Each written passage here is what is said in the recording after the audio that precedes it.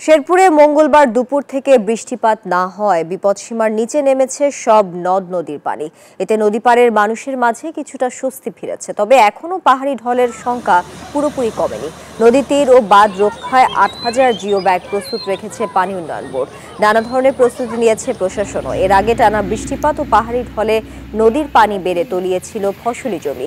এতে ফসলের কিছুটা ক্ষতিও হয়েছে।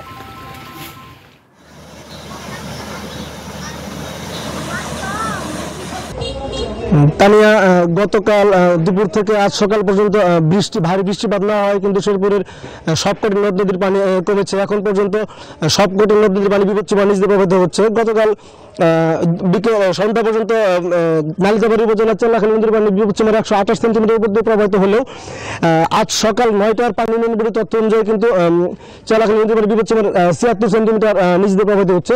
এছাড়া নালিতাবাড়ির ভুগাই নদীর পানি বিপদসীমা 246 সেন্টিমিটার নিচ দিয়ে এবং ব্রহ্মপুত্র নদের পানি বিপদসীমার প্রায় 650 সেন্টিমিটার নিচ দিয়ে প্রবাহিত হচ্ছে। এবং আমরা কথা বলেছি পানি উন্নয়ন বোর্ড এবং প্রশাসনের সঙ্গে, তারা আমাদের জানিয়েছেন যে এখন যদি ভারী বৃষ্টিপাত না হয় সেক্ষেত্রে বড় কোনো বন্যার সংখ্যা নেই। তবে এরপরও কিন্তু নদী পাড়ের মানুষ যারা রয়েছেন তারা কিন্তু আশঙ্কায় রয়েছেন। আমরা কথা বলেছিলাম জেলা প্রশাসনের সঙ্গে, তারা আমাদেরকে জানিয়েছেন যে এই বন্যা পূর্ববর্তী প্রস্তুতি হিসেবে তারা কিন্তু শুকনো খাবার সহ উদ্ধার টিম প্রস্তুতি সহ সব ধরনের প্রস্তুতি নিয়ে রেখেছিলেন।